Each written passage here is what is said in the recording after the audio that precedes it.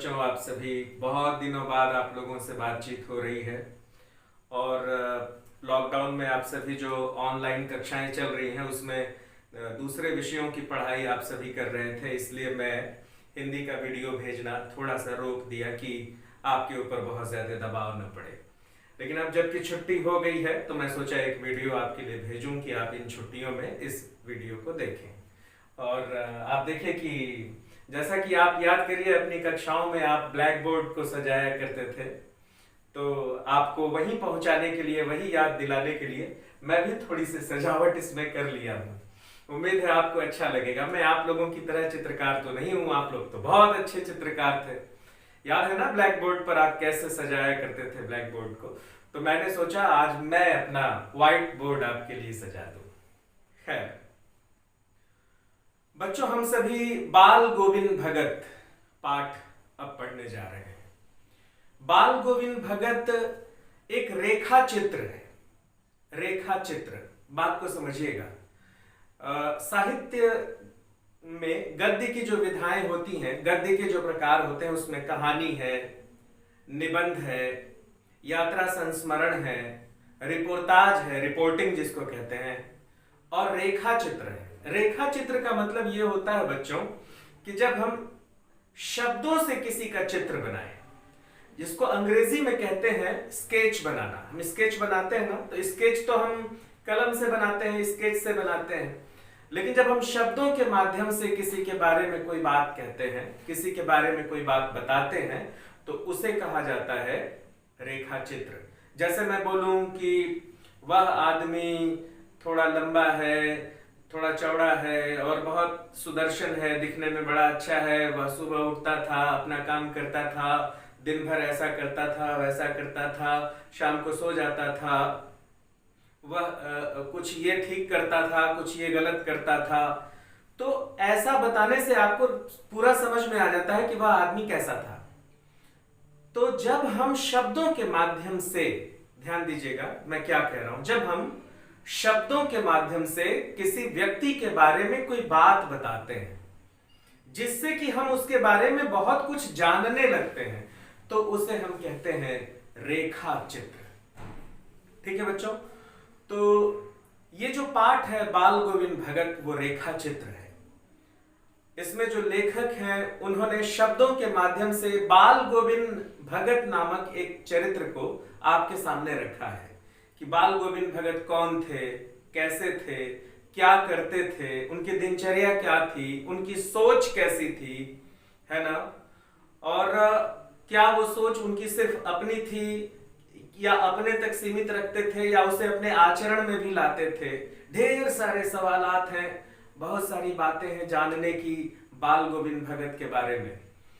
तो जब आप उस पाठ को पढ़िएगा तो बाल गोविंद भगत की जो तस्वीर है वो आपकी आंखों के सामने एकदम जीवित हो उठेगी। लगेगा कि आप बाल गोविंद भगत को देख रहे हैं। तो जब ऐसा महसूस होने लगता है कि जिसके बारे में बताया जा रहा है हम उसे देख रहे हैं, तो वहीं पर रेखा चित्र जो है वह सफल हो जाता है बच्चों। जो लेखक हैं, जो रेखा चित्र लिख रहे हैं और वो आपको ये समझाने में सफल हो गए कि आप समझने लगे उनकी बातों से, तो समझ लीजिए कि रेखा चित्र सफल हो गया। बहुत बड़े लेखक हैं राम वृक्ष बेनीपुरी जी। जब हमारा देश आजाद नहीं था उस समय आप लेखनी कर रहे थे और अपने लेखों से बहुत प्रेरणा दे रहे थे लोगों को, और एक बहुत विशेष इनके लिखने की कला थी और इतना ज्ञान था इन्हें कि लोग इन्हें कलम का जादूगर कहते थे। तो पाठ को पढ़ने से पहले हम एक नजर डाल लेते हैं इस पाठ के जो लेखक हैं राम वृक्ष बेनीपुरी जी, यानी कलम के जादूगर। उनके बारे में थोड़ा सा जो आपके पाठ में दिया गया है उसे मैं पढ़ रहा हूं, आप सभी मिलाइए। देखिए ये जो जीवन परिचय है अभी स्क्रीन पर आपके सामने आएगा, और स्क्रीन पे तो है ही है, आप अपनी किताब पे भी उसे मिलाइए। मेरी आवाज आपको सुनाई देगी, मैं उसे पढ़ रहा हूं। फिर उसमें से कुछ विशेष बातें जिसे हमें जानना ही चाहिए उस पर हम चर्चा करते हैं। पहले ये जीवन परिचय आप सुनिए। राम वृक्ष बेनीपुरी जी का जन्म बिहार के मुजफ्फरपुर ज़िले के बेनीपुर गांव में सन 1899 में हुआ। माता पिता का निधन बचपन में ही हो जाने के कारण जीवन के आरंभिक वर्ष अभावों, कठिनाइयों और संघर्षों में बीते। 10वीं तक की शिक्षा प्राप्त करने के बाद वे सन 1920 में राष्ट्रीय स्वाधीनता आंदोलन से सक्रिय रूप से जुड़ गए। कई बार जेल भी गए। उनका देहावसान सन 1968 में हुआ। 15 वर्ष की अवस्था में बेनीपुरी जी की रचनाएं पत्र पत्रिकाओं में छपने लगीं। वे बेहद प्रतिभाशाली पत्रकार थे। उन्होंने अनेक दैनिक, साप्ताहिक और मासिक पत्र पत्रिकाओं का संपादन किया, जिसमें तरुण भारत, किसान मित्र, बालक, युवक, योगी, जनता, जनवाणी और नई धारा उल्लेखनीय है। गद्य की विविध विधाओं में उनके लेखन को व्यापक प्रतिष्ठा मिली। उनका पूरा साहित्य बेनीपुरी रचनावली के 8 खंडों में प्रकाशित है। उनकी रचना यात्रा के महत्वपूर्ण पड़ाव हैं पतितों के देश में उपन्यास, चिता के फूल कहानी, अम्बपाली नाटक, माटी की मूर्तें रेखाचित्र, पैरों में पंख बांधकर यात्रा वृत्तांत, जंजीरें और दीवारें संस्मरण आदि इत्यादि। उनकी रचनाओं में स्वाधीनता की चेतना, मनुष्य की चिंता और इतिहास की युगानुरूप व्याख्या है। विशिष्ट शैलीकार होने के कारण उन्हें कलम का जादूगर कहा जाता है।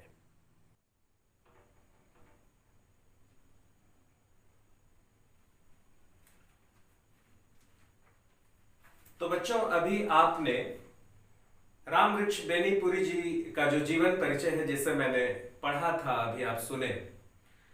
उसमें जीवन परिचय के 2-3 चरण हैं। पहले आपने सुना कि वे कहाँ जन्म लिए थे, जन्म का दिन कौन सा था, सन कौन सा था, फिर उनका जीवन बहुत अभावों में बीता, फिर क्या क्या उन्होंने काम किया, कहाँ कहाँ संपादन किया, फिर आज़ादी की लड़ाई में भी इन्होंने हिस्सा लिया, गांधी जी के समर्थक रहे। फिर जो दूसरा भाग है, उसमें आप ये देखेंगे कि इनकी महत्वपूर्ण रचनाएं कौन कौन सी हैं, और महत्वपूर्ण रचनाओं में कहानी संकलन कौन सा है, उपन्यास कौन सा है, नाटक कौन सा है, संस्मरण कौन सा है, रेखाचित्र कौन सा है। ये तो आप ये जो सामने आपने पढ़ा उससे और आपकी किताब से आपको मालूम हो जाएगा। जो 2-3 बात राम वृक्ष बेनीपुरी जी के बारे में समझने की जरूरत है बच्चों, उसे मैंने देखिए यहां पर लिख लिया है। आइए इसे जानने की कोशिश करते हैं कि बेनीपुरी जी के बारे में जब हम पढ़ते हैं तो हम देखते हैं कि कुछ महत्वपूर्ण बातें उनकी लेखनी में उभर कर सामने आती हैं, जैसे कि स्वाधीनता की चेतना, मनुष्य की चिंता और इतिहास की व्याख्या। 3 चीजें बहुत ही महत्वपूर्ण ढंग से राम वृक्ष बेनीपुरी जी की लेखनी में हमें दिखाई देती हैं। परीक्षा में सवाल आ सकता है। अभी तक तो मैंने देखा है कि जीवन परिचयों से कोई बहुत सवाल नहीं पूछे जा रहे हैं, लेकिन कभी भी पूछा जा सकता है। तो ये पूछा जा सकता है कि राम वृक्ष बेनीपुरी जी की रचनाओं में स्वाधीनता की चेतना दिखाई देती है, कैसे? फिर पूछा जा सकता है कि उनकी रचनाओं में मनुष्य की चिंता दिखाई देती है, वो कैसे? फिर पूछा जा सकता है कि इतिहास की युगानुरूप व्याख्या दिखाई देती है उनकी रचनाओं में। देखिए, इसे हम संक्षेप में समझने की कोशिश करते हैं। राम वृक्ष बेनीपुरी जी की रचनाओं में स्वाधीनता की चेतना दिखाई देती है। स्वाधीनता मतलब क्या है बच्चों? स्वाधीनता मतलब होता है स्वाधीन, अपने अधीन, स्वयं। हम अपने मन की बात जब करते हैं, जब हम अपने मन से कोई काम करते हैं, बिल्कुल आजाद होते हैं, उसे कहते हैं स्वाधीन, अपने अधीन, अपने निर्णयों के अधीन। सामान्य तौर पर समझिए कि आजादी। तो आजादी की चेतना राम वृक्ष बेनीपुरी जी की रचनाओं में दिखाई देती है। कैसे? आप ये जो बाल गोविंद भगत पाठ पढ़ रहे हैं, इसमें आप देखेंगे कि जो बाल गोविंद भगत का चरित्र है बच्चों, वो अत्यंत आजाद है। बाल गोविंद भगत किसी के दबाव में नहीं आते हैं। वो हमेशा अपने चरित्र से यह दिखाने की कोशिश करते हैं कि मनुष्य को हमेशा आजाद होना चाहिए, आजाद ख्याल होना चाहिए। हमेशा मनुष्य को अपने मन में जो अच्छी बातें हैं वह सोचकर उसका दूसरों पर क्या प्रभाव पड़ेगा, यह सोचकर अपने अनुसार काम करना चाहिए। हर मनुष्य को आजाद रहकर काम करना चाहिए, निर्भय होकर के काम करना चाहिए। बाल गोविंद भगत का चरित्र यह स्पष्ट करता है। देखिए, बाल गोविंद भगत जो है सबसे खरा व्यवहार रखते थे, लेन देन में एकदम स्पष्ट रहते थे, कबीर को अपना साहब मानते थे, महिलाओं की बहुत इज्जत करते थे, महिलाओं का बहुत सम्मान करते थे, महिलाओं की आजादी के पक्षधर में है। अभी जब आप पढ़िएगा तो आपको दिखेगा कि वो किस तरह से महिलाओं की आजादी की बात कर रहे हैं। तो आपके सामने तो राम वृक्ष बेनीपुरी जी की यही एक रचना है जिसके आधार पर आपको समझना है कि वो स्वाधीनता की चेतना की बात करते हैं। तो जब आप पाठ पढ़िएगा तो आपको समझ में आएगा कि किस तरह से बाल गोविंद भगत के माध्यम से वो आजादी की बात भी करते हैं। दूसरी बात जो है बच्चों बहुत महत्वपूर्ण, वो है मनुष्य की चिंता। मतलब राम वृक्ष बेनीपुरी जी की जो तमाम रचनाएं हैं उसमें उन्होंने मनुष्य की चिंता की है। फिर वही बात कि आप पूरी रचनाओं को तो पढ़े नहीं है, आपके सामने तो सिर्फ बाल गोविंद भगत ही एक उदाहरण है। तो इसी पाठ को जब आप पढ़िएगा तो आपको लगेगा कि राम वृक्ष बेनीपुरी जी मनुष्य की कितनी चिंता कर रहे हैं। एक बहुत ही आदर्श व्यक्ति आपके सामने खड़ा कर रहे हैं, बाल गोविंद भगत को खड़ा कर रहे हैं। क्यों खड़ा कर रहे हैं आपके सामने? इसलिए क्योंकि वे ये बताना चाहते हैं कि देखिए, एक अच्छा मनुष्य ऐसा होना चाहिए। एक ऐसा मनुष्य अगर समाज में होगा तो एक अच्छे समाज का निर्माण होगा। उन्हें चिंता है समाज की, उन्हें चिंता है कि समाज में कैसे लोग रहें कि समाज आगे बढ़े। तो इसलिए उनकी रचनाओं में मनुष्य की चिंता भी दिखाई देती है। और जो तीसरी बहुत महत्वपूर्ण बात है बच्चों, वो है कि इतिहास की व्याख्या। इतिहास की व्याख्या का मतलब यह है कि इतिहास के बारे में वो आपकी दृष्टि को एकदम साफ करते हैं। कुछ लोग कहते हैं कि इतिहास ऐसा है, कुछ लोग कहते हैं इतिहास ऐसा है, हम उलझ के रह जाते हैं। और जब हम राम वृक्ष बेनीपुरी जी की रचनाओं को पढ़ेंगे तो हमें यह समझ में आएगा कि वास्तव में इतिहास क्या है और इसकी समझ क्या है। बाल गोविंद भगत के माध्यम से वो एक ऐसे परिवेश को आपके सामने रखते हैं, एक ऐसे वातावरण को आपके सामने रखते हैं कि आपको यह समझ में आ जाएगा कि ऐतिहासिक रूप से जो ग्रामीण परिवेश हुआ करता था, आज से 50 साल पहले के गांव जो हुआ करते थे, उस समय के जो लोग हुआ करते थे, 70-80 साल पहले का जो माहौल था, वह ऐतिहासिक परिवेश जो था वह कैसा था, ये सब कुछ आपको इस पाठ में दिखाई देगा। तो अपनी इन्हीं विशेषताओं के कारण कि उनकी राम वृक्ष बेनीपुरी जी की रचनाओं में स्वाधीनता की चेतना दिखाई देती है, मनुष्य की चिंता दिखाई देती है, इतिहास की व्याख्या दिखाई देती है, और इन्हीं कारणों से, इन्हीं विशेषताओं के कारण राम वृक्ष बेनीपुरी जी को कलम का जादूगर भी कहा जाता है। बच्चों, परीक्षाओं में आता है कि कलम का जादूगर किसे कहते हैं, तो आपको याद होना चाहिए। जैसे कि बहुत सारे कवि हैं, बहुत सारे लेखक हैं जिन्हें हम अलग उपनामों से जानते हैं बच्चों। कलम का जादूगर राम वृक्ष बेनीपुरी जी, महाप्राण निराला जी, है ना। महापंडित किसे कहा जाता है? 9th में आप पढ़े हैं, महापंडित राहुल सांकृत्यायन को कहा जाता है ना। उपन्यास सम्राट किसे कहा जाता है? मुंशी प्रेमचंद जी को कहा जाता है।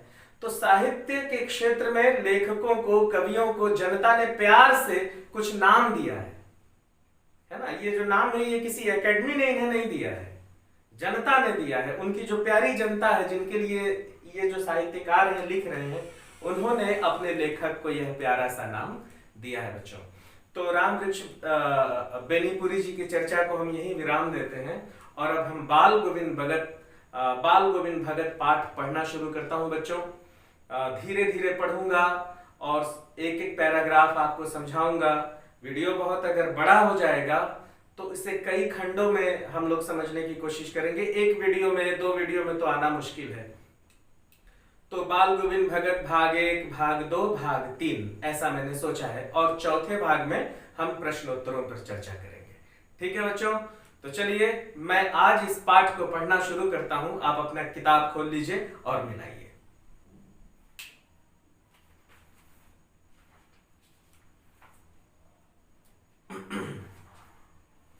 तो तैयार हैं आप सभी? चलिए मैं पढ़ता हूं, आप सभी भी मिलाइए। बाल गोविंद भगत मझोले कद के गोरे चिट्टे आदमी थे। कद मझोला था और बहुत गोरे चिट्टे आदमी थे। 60 से ऊपर के ही रहे होंगे, उनकी उम्र जो है वो 60 से अधिक थी। बाल पक गए थे, लंबी दाढ़ी या जटाजूट तो नहीं रखते थे, किंतु हमेशा उनका चेहरा सफेद बालों से ही जगमग किए रहता था। कपड़े बिल्कुल कम पहनते थे, कमर में एक लंगोटी मात्र और सिर में कबीर पंथियों की सी कनफटी टोपी। ये कनफटी टोपी क्या होती है बच्चों? अभी मैं थोड़ी देर अभी इसी वीडियो में आगे आपको एक चित्र दिखाऊंगा, उसमें आपको सारा चीज स्पष्ट होगा। कनफटी टोपी, जब जाड़ा आता था तब एक काली कमली ऊपर से ओढ़े रहते, मस्तक पर हमेशा चमकता हुआ रामानंदी चंदन जो नाक के एक छोर से ही शुरू होकर औरतों के टीके की तरह शुरू होता, गले में तुलसी के जड़ों की एक बेडौल माला बांधे रहते।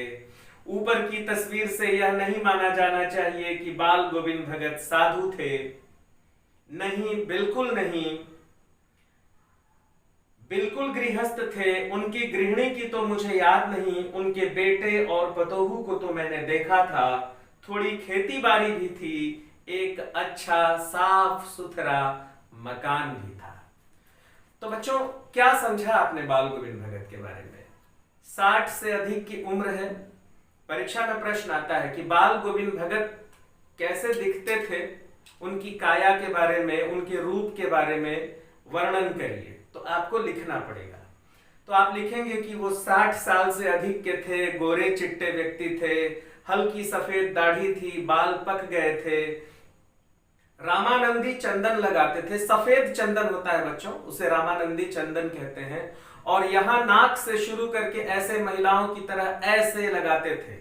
और उसके बाद कबीर पंथियों की सी कनफटी टोपी पहनते थे। एक ऐसा विशेष तरह का एक टोपी होता है जिसे कनफटी टोपी कहते हैं। और बहुत कम कपड़े पहनते थे, कमर में मात्र लंगोटी या किसी छोटे कपड़े का टुकड़ा बांध लेते थे, इसके अलावा और कुछ भी नहीं पहनते थे।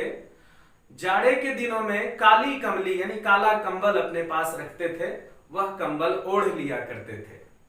तो इन सभी चीजों को अगर आप देखेंगे बच्चों तो आपको लगेगा कि वे कोई साधु थे। मैं टोपी पहनना, टीका लगाना, दाढ़ी रखना, कम कपड़े पहनना, कंबल रखना, ये साधु जो सन्यासी जो समाज में हमें दिखाई देते हैं उनकी तरह दिखते थे। लेकिन क्या वे वाकई साधु थे? बिल्कुल नहीं, वे साधु नहीं थे। वे गृहस्थ थे, बिल्कुल और गृहस्थों की तरह और ग्रामीणों की तरह गृहस्थ थे। उनके बच्चे थे, उनकी पत्नी थी, उनका बहुत सुंदर एक घर था। ऐसा भी नहीं था कि गरीब आदमी थे, बहुत अच्छे थे, बहुत समृद्ध भी नहीं थे तो बहुत गरीब भी नहीं थे। एक सुंदर साफ सुथरा अच्छा मकान था उनका। तो बच्चों रामानंदी चंदन, कनफटी टोपी, यह सब कुछ पहनकर वो कैसे दिखते थे, ये एक चित्र मैं आपको दिखा रहा हूं, इसे देखिए। इस चित्र को आप देखेंगे तो आपको समझ में आ जाएगा कि बाल गोविंद भगत कैसे दिखते थे। देखिए इस चित्र को।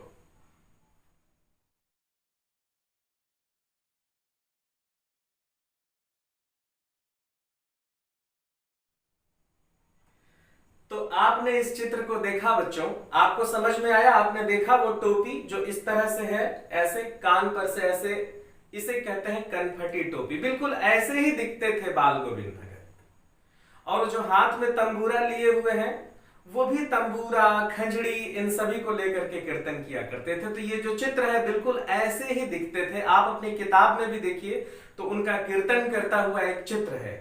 और इस वीडियो में शुरू में भी आपने देखा होगा जो चित्र मैंने लगाया है वो किताब से ही लगाया है। तो ऐसे दिखते थे बाल गोविंद भगत। अब करते क्या थे, आइए ये जानने की कोशिश करते हैं। मैं पढ़ता हूं, आप मिलाइए।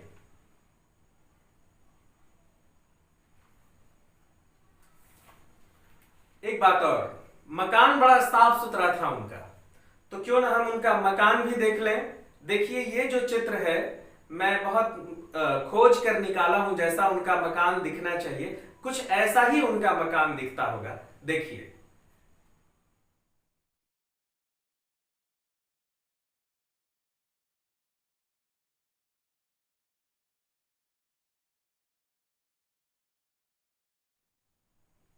देखा आपने कितना साफ सुंदर सुंदर सा एक गांव का मकान है बड़ा सा, ऐसा ही मकान उनका रहा होगा।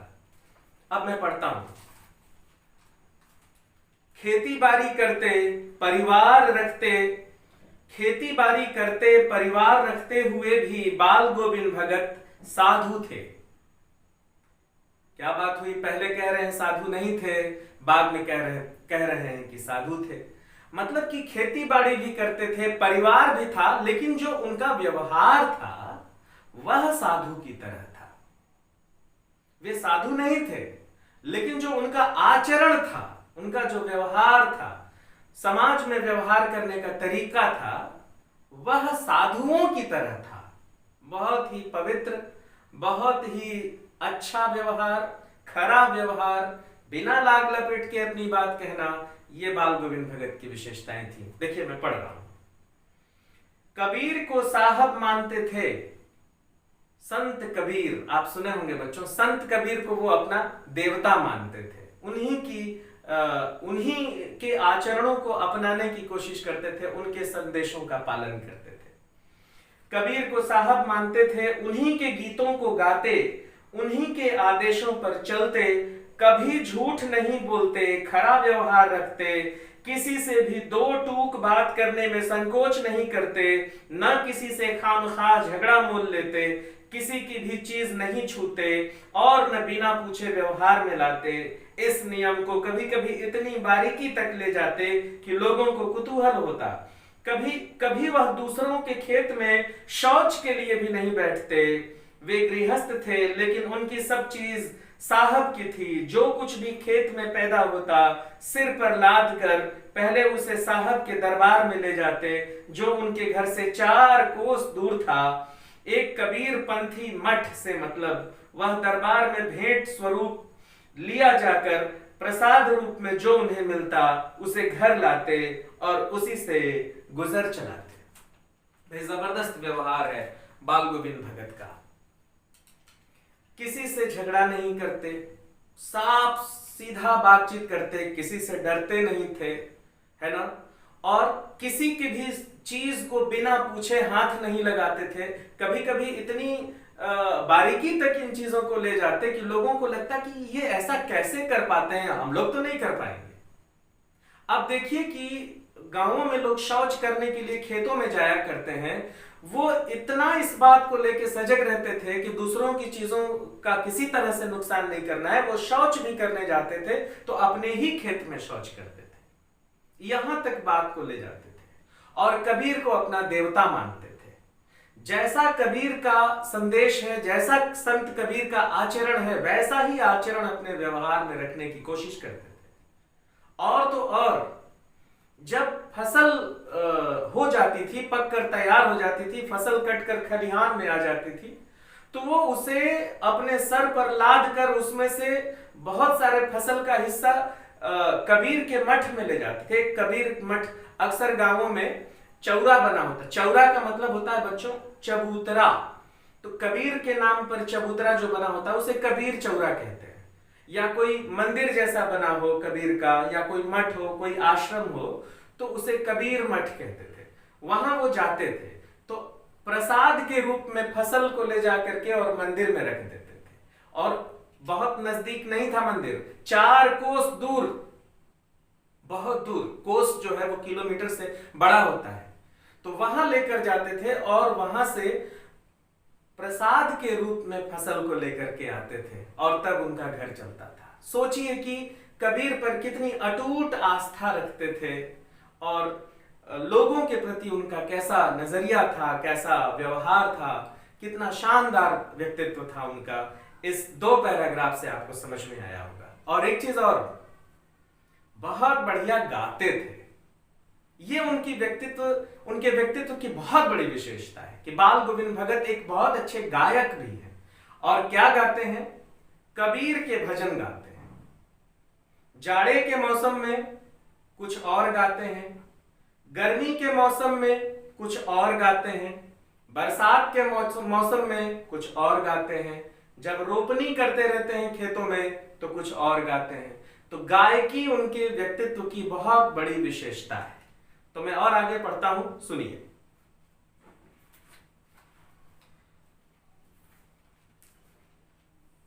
इन सब के ऊपर मैं तो मुग्ध था उनके मधुर गान पर।